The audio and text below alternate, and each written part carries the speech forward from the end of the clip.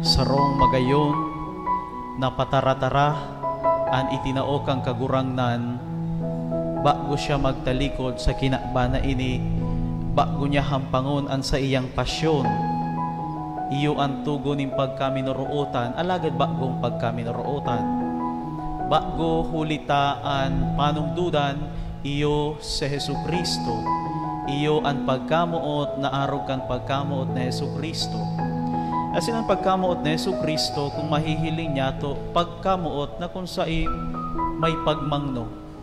Pagkamuot na kung saan may pagmangno kiisay sa pangangaipo kan mga dukha. May pagmangno sa pangangaipo kan banwaan. Kung mahihiling niya to ang buhay na Jesucristo, sa mga bagay, sa mga okasyon na alanganin, siya mindful. Jesus was mindful enough of the needs of people around Him. That is why the love of Jesus is a love that is mindful.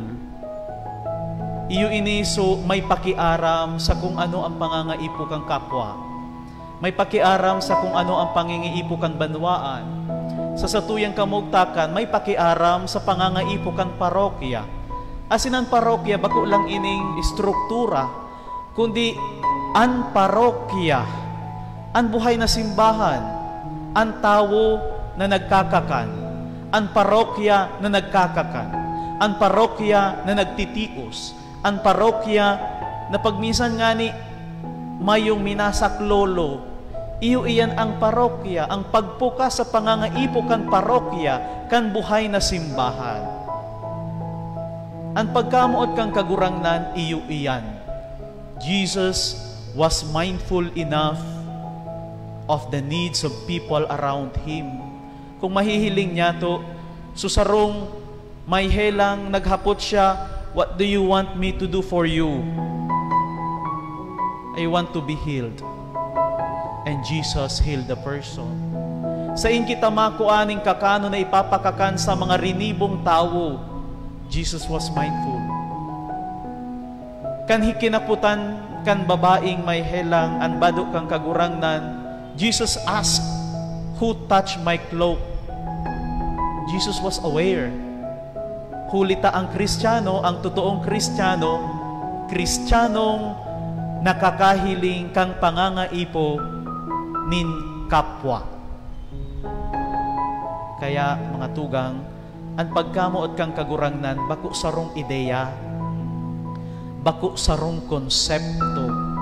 Sabi nga ni Cardinal Tagle, l'amore di Dio non è un contenuto, is not a content. The love of God is a person, has a name, Jesus. And if we really love Jesus, we will see the presence of Jesus duman sa mga tawong nangangaipo. Baka suaki nindo na nangangaipo nin pag-ataman, nin pagkumusta. Baka suagom na napapasipara dahil sa trabaho. Baka so mga katabang sa harong na pagminsan nalilingawan na kumustahon, utawan lamang nin mag-shuro shopping lamang kamo. Baka so mga tao na minatuktok sa pintuan, tanganing maghagad ki makakakan. That is the love of Jesus. Kaya when Jesus said, love one another as I have loved you, ang referemento bako sa dirita, kundi si Kristo. How Jesus manifested His love for His brethren, that is the way we should treat one another. Kaya magayon, nangunya na Domingo, at least, paghurup-hurupan niya to. What can I do to prove that I am a Christian and my task is to love like Jesus? Mga tugang, I want to give emphasis to the poor, maybe spiritually poor, emotionally poor, but igwa man po talaga kay mga materially poor. And they are true in our society. May mga tao na dai nagkakakan. May mga tao na nagagada na dai lamang nabibisita. May mga tao na kung ilaog mo sa ospital, staff will take care of them when they already release their last breath. There are people who are really poor. And the preferential option for the poor must be at the center of our mission. Because whatever we do to the poor, as our founder would say, St. Luis Guanella, we do to the Lord. Because it is Jesus who said so. Kaya, mga tugang, let us concretize the love of neighbor. Because we cannot say that we love without action. Love and action go together because that is our identity. A faith without action is dead.